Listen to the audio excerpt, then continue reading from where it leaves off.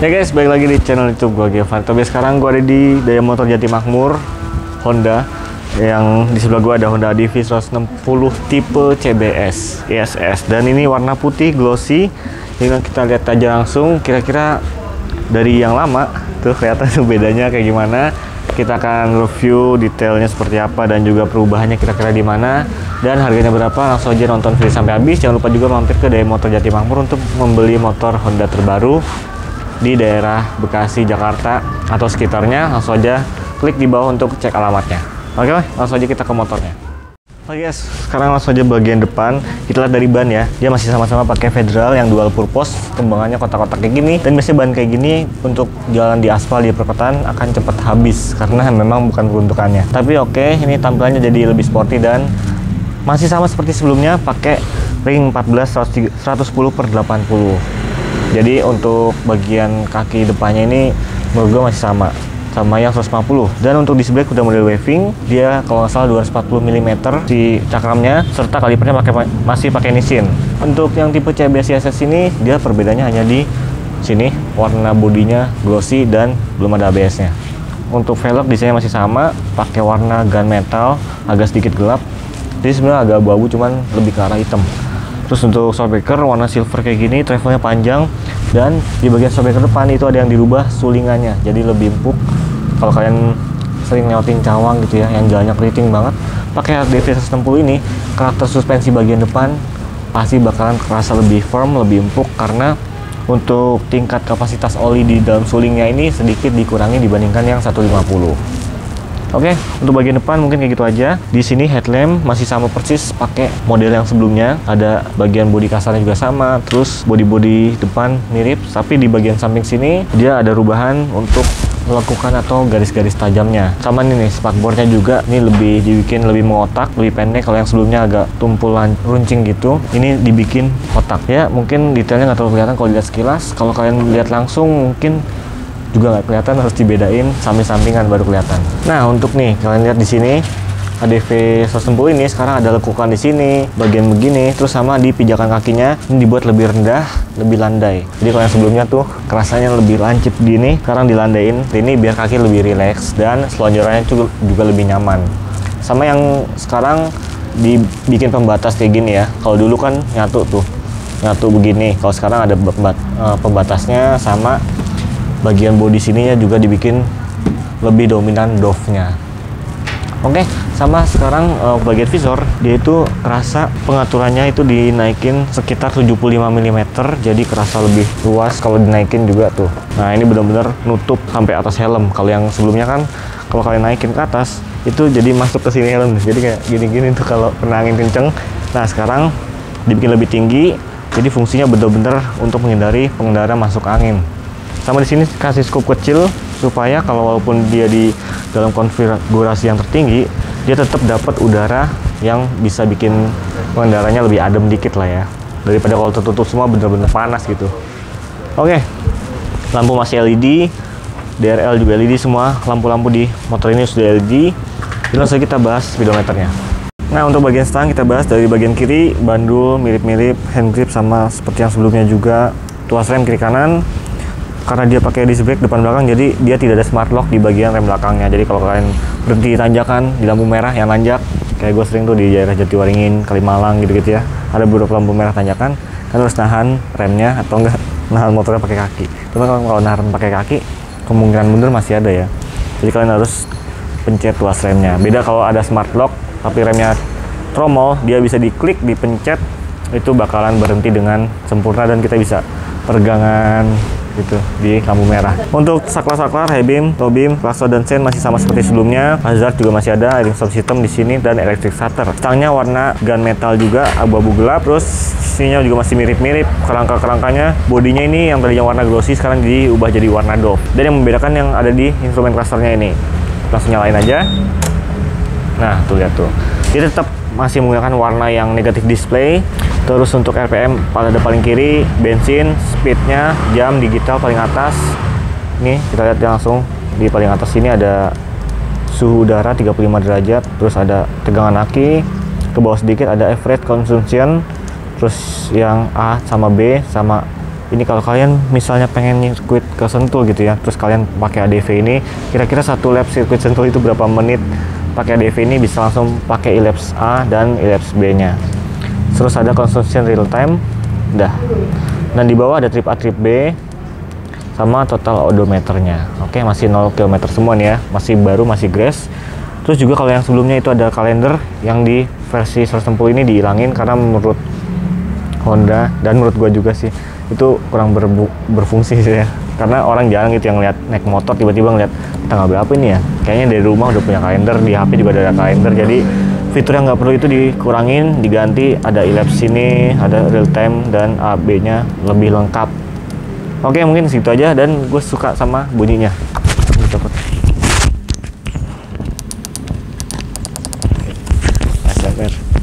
Lebih satisfying gitu bunyinya. Oke, mungkin segitu aja fitur dari stangnya. Kita bahas akomodasi. Nah, sekarang untuk bagian laci sama persis juga sama yang 150. Dia ada posisinya di bagian kiri sini, dan bukanya juga agak miring kayak gini. Dan walaupun plastik ya, dia tetap soft opening gitu. Nah, untuk kapasitasnya dia sebenarnya nggak terlalu besar banget. Botol paling 400-500 ml udah lumayan penuh. Dan kalau 600 ml dia harus dipaksa agak penyok gitu di atasnya baru ditutup, karena dia juga atasnya juga nggak terlalu lebar. Ya, ini lumayan kecil ya. Terus di sini ada power outlet juga yang sudah USB tipe A. Kalau nggak salah ini kapasitasnya sekitar 10 watt saja, 5 volt 2,1 ampere. Ya sekitar 10 watt, 11 watt. Jadi nggak terlalu besar, belum support fast charging juga buat smartphone zaman sekarang. Jadi mungkin kalau kalian ngecas sering-sering di kayak power outletnya si ADV ini, hati-hati sih baterainya, takutnya bocor apa gimana gitu. Tapi untuk sementara untuk ngisi di jalan yang benar-benar darurat, dia bisa dipakai dan bisa diandalkan untuk ngecas smartphone. Oke, jadi akomodasi depan gitu, sebelah kanan nggak ada laci. Terus langsung aja kita buka bagasinya. Balikin kuncinya nih. Oke, dan ini dia bagasinya, sangat besar sekali. 30 liter, naik 2 liter dari sebelumnya 28 liter. Nih menurut gue udah sangat cukup nih, karena bagasi terbesar motor Maxi atau kayak ADV kayak gini ya. PCX 30 liter, ADV 30 liter juga, kecuali yang kayak Forza X-Max itu yang lebih besar lagi. Tapi untuk motor yang nggak terlalu cc-nya besar, untuk 30 liter ini sangat cukup sekali. Helm masuk semua full face, ditambah ada space lagi di belakang, jadi sangat cukup lah. Belum lagi di sini ada jepitan buat toolkit sama buku manual di bagian atas. Oke, tangkinya ini kita lihat di sini.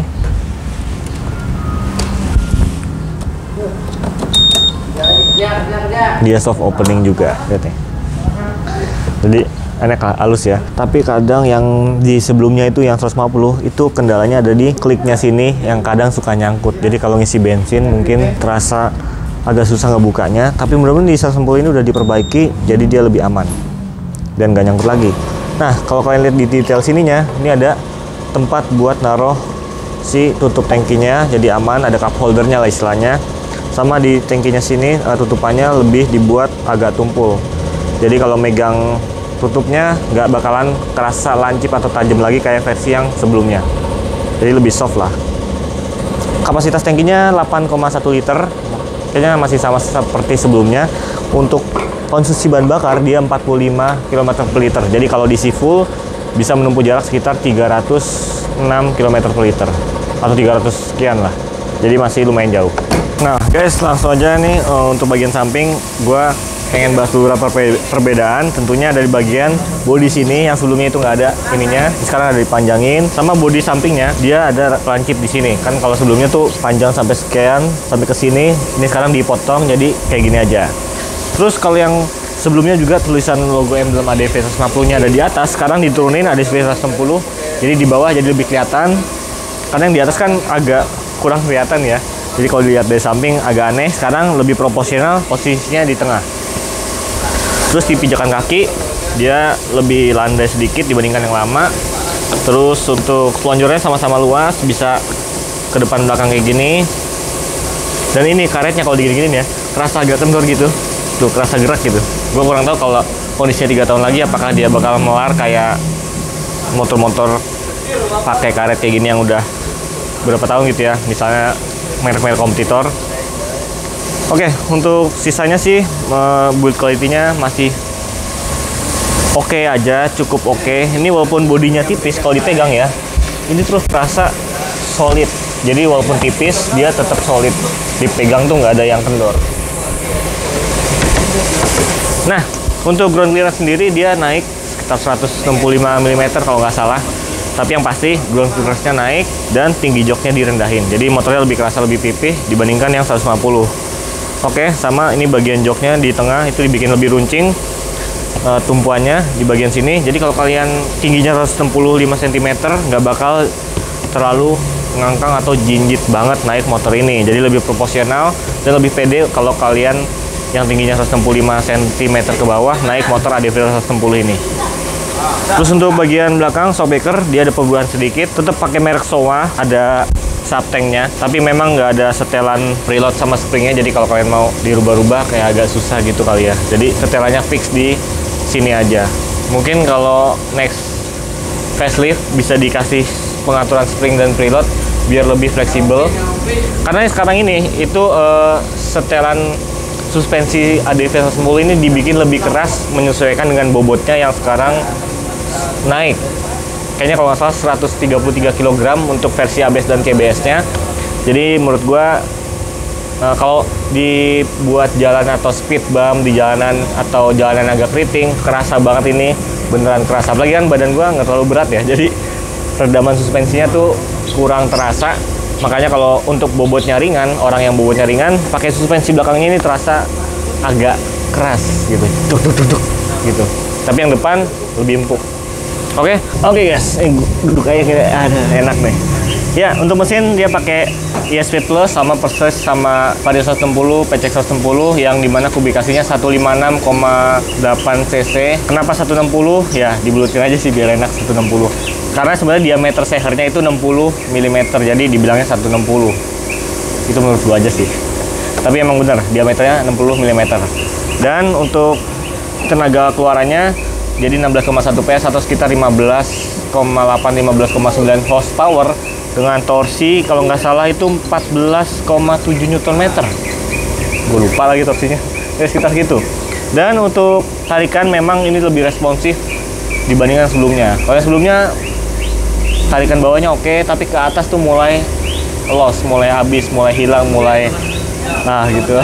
Nah, kalau yang di sini dari bawah tengah ke atas lebih rata, cuman emang sedikit tengahnya emang agak sedikit loading, tapi atasnya baik ngegenjot lagi. Jadi untuk overall secara tarikan ini cocok banget di perkotaan, stop and go. Bawahnya responsif, tengah itu agak linear, ke atas baru lumayan ada lagi. Dan untuk konsumsi bahan bakar tadi gue jelasin 45,1 km/liter, bahkan bisa lebih irit. Itu 45,1 per liter udah dinyalain idling stop systemnya. Jadi saran gue kalau kalian pakai motor ini atau motor-motor yang ada idling stop system, kalian nyalain aja karena dia bisa menghemat sekitar 7%, lumayan lah. Oke, dari ban belakang dia sekarang pakai ukuran 130/70 sama ring 13 juga, sama persis sama yang sebelumnya, sama yang ADV 110 sama. Mereknya juga pakai Federal, dia dual purpose, jadi nggak ada perubahan yang signifikan. Oke, lihat belakangnya yuk. Nah, untuk bagian belakang sebelah kanan di sini kita lihat kalipernya pakai Nissin 1 port 1 piston. Dia disc brake-nya waving juga bergelombang dan sekitar luas disc brake-nya itu 220 mm. Yang depan 240. Dan knalpotnya sekarang tuh lebih ke bawah ya kalau kalian lihat ya. Jadi yang sebelumnya tuh naik banget gitu. Tuh ada tuh sebelumnya di sana tuh yang 150. Nah, yang 160 ini dibuat lebih landai. Jadi knalpotnya nggak terlalu menukik ke atas banget.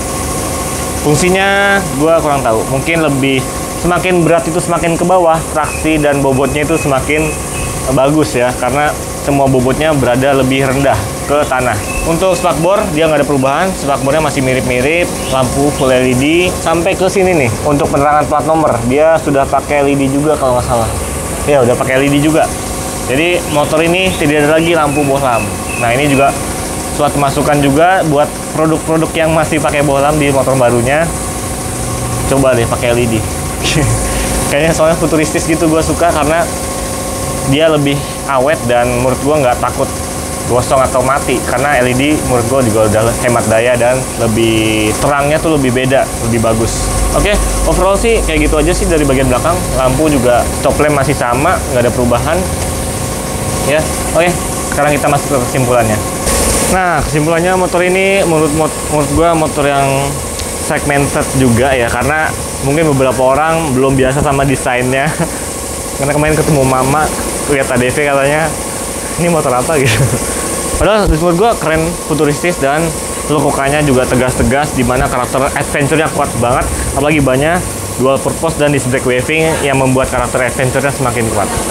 Untuk fitur dia ada ESS, Emergency Stop Signal, dimana ketika kita ngerem mendadak pakai ADV, ini hazard bakalan keluar, bakal nyala otomatis. Sama fiturnya seperti di CBR 150R. Dan kalau versi ABS kalau nggak salah ada HSTC, Honda Selectable Torque Control. Jadi semacam traction control lah kalau di mobil. Ketika sistem mendeteksi bahwa ban belakang lebih cepat dibandingkan ban depan, dia akan ngekat tenaganya biar nggak terjadi kepleset lah. Istilahnya ngindarin kepleset aja. Dan itu fitur ngebantu banget. Biasanya itu ada fiturnya di moge-moge ya, tapi di ADV ini udah ada. Di kompetitor juga ada, udah ada. Sama lah. Oke, untuk harga yang CBS ESS ini warna Dynamic White, ada 3, Dynamic White, Dynamic Red, sama Dynamic Black. Kalau yang ABS-nya ada Talk Matte Black, Talk Matte White, sama Talk Matte Red. Jadi sebenarnya warnanya cuma ada 3, merah, putih, sama hitam. Cuma bedanya yang ABS warnanya Dove, yang CBS warnanya glossy. Harga yang CBS 36 juta pas OTR Jakarta, dan yang ABS itu 39.250 juta rupiah OTR Jakarta. Jadi bedanya menurut gua lumayan ya, 3,2 jutaan bedanya. Dengan menambah fitur ABS dan kalau nggak salah HSTC-nya itu. Oke, sekian dari gua. Jangan lupa mampir ke Daya Motor Jati Makmur untuk cek unitnya kalau ada. Kalau mau pesen langsung aja pesen di deskripsi di bawah. Honda Daya Motor Jati Makmur, dan mungkin kalau kalian nggak ready stock motornya bisa nunggu indennya dulu. Oke, segitu aja dari gua. Jangan lupa subscribe dan nyalakan lonceng notifikasinya. Bye.